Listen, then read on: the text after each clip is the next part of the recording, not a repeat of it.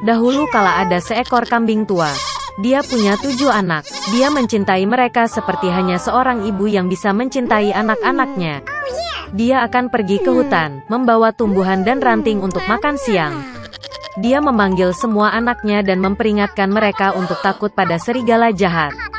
Dia sering berpura-pura, tetapi Anda bisa langsung mengenalinya dari suara kasar dan cakar hitamnya. Anak-anak memahami segalanya dan meyakinkan ibu mereka bahwa mereka akan sangat berhati-hati. Kambing tua itu berangkat dengan tenang.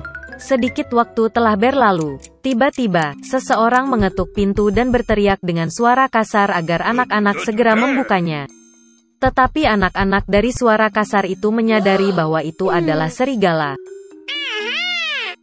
Mereka menjawab bahwa itu bukan suara ibu, suaranya lembut dan kurus, dan suara ini sangat kasar, artinya itu adalah serigala. Kemudian serigala pergi ke pedagang dan membeli kapur besar. Dia memakannya, dan suaranya menjadi tipis. Dia kembali, mengetuk pintu dan dengan suara pelan meminta anak-anak untuk membukanya. Serigala meletakkan cakarnya di jendela dan menunggu. Dan anak-anak melihatnya, dan menjawab bahwa kaki ibu itu bukan hitam, tapi putih, yang artinya itu adalah serigala. Kemudian serigala itu lari ke toko roti dan meminta untuk memberinya sedikit adonan. Serigala mengurapi cakarnya dengan adonan. Penjahat itu datang ke pintu untuk ketiga kalinya, meletakkan kaki putihnya di jendela dan mengetuk. Mereka melihat anak-anak bahwa kakinya putih, dan mengira itu adalah ibu mereka. Mereka membuka pintu, tapi ada serigala di depan mereka. Mereka ketakutan dan mulai berpencar ke segala arah. Seorang anak melompat ke bawah meja, yang lain di tempat tidur, yang ketiga di atas kompor, yang keempat ke dapur, yang kelima ke lemari, yang keenam di bawah wastafel, dan yang ketujuh bersembunyi di jam kakek. Tapi serigala menemukan semuanya, membuka rahangnya dan menelan satu persatu. Hanya satu hal yang tidak dia temukan, yang termuda, yang bersembunyi di dalam jam. Setelah makan sampai kenyang, serigala pergi. Dia berbaring di padang rumput hijau di bawah pohon dan tertidur. Segera seekor kambing tua pulang dari hutan. Oh, apa yang dia lihat di sana? Titik-titik. Pintunya terbuka lebar. Meja, kursi, bangku terbalik, wastafel rusak, bantal dan selimut terlempar dari tempat tidur. Dia mulai mencari anak-anaknya, tetapi tidak dapat menemukan mereka dimanapun. Saya memanggil mereka dengan nama, tetapi tidak ada yang menjawab. Dia pergi ke jam, dan sebagai tanggapan ada suara kecil dari anak bungsu. Dia membawanya keluar dari sana, dan dia berkata bahwa seekor serigala datang dan memakan semua orang. Betapa kambing itu menangisi anak-anaknya yang malang. Akhirnya dia meninggalkan rumah, dan kambing termuda mengejarnya. Dia datang ke padang rumput, melihat seekor serigala sedang berbaring di dekat pohon dan mendengkur sehingga dahannya bergetar. Dia menatapnya dari semua sisi dan melihat bahwa di perutnya yang membengkak ada sesuatu yang bergerak dan menggelepar. Dia menduga bahwa ini adalah anak-anaknya, dan sangat bahagia karena mereka masih hidup. Dia menyuruh anak itu lari pulang secepat mungkin dan membawa gunting, jarum dan benang. Kemudian kambing itu memotong perut serigala dengan gunting, dan dari situ seorang anak menjulurkan kepalanya. Dan kemudian yang lainnya melompat keluar, semuanya berenam, dan tidak ada hal buruk yang terjadi pada mereka. Betapa menyenangkannya itu. Mereka mulai memeluk ibu mereka, melompat dan menari. Kemudian kambing tua itu berkata bahwa akan menyenangkan memberi pelajaran pada serigala saat dia masih tidur. Mereka menarik batu dan memasukkannya ke dalam perut serigala. Seekor kambing tua menjahit perutnya, tetapi dia tidak memperhatikan apapun, bahkan tidak pernah bergerak. Serigala itu tertidur, berdiri dan merasakan kehausan di perutnya sehingga dia memutuskan untuk minum air dari sumur.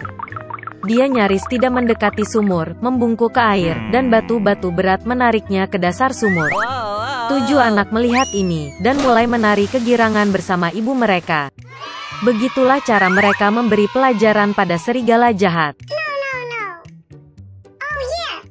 Di sebuah peternakan kecil, di semak belukar yang lebat, induk bebek menemukan tempat yang nyaman untuk membangun sarangnya. Dia menunggu anak ayam menetas.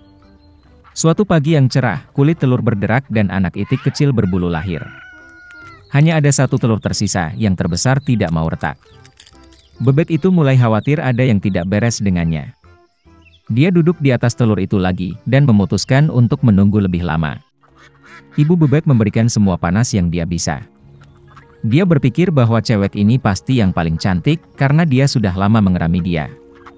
Segera seekor anak ayam menetas dari telur terakhir, tetapi tidak terlihat seperti anak itik lainnya sama sekali. Itu jauh lebih besar, dan bulunya berwarna abu-abu. Ibu bebek kesal melihat anak yang begitu jelek. Tapi dia berharap suatu hari nanti dia akan menjadi seperti teman-temannya.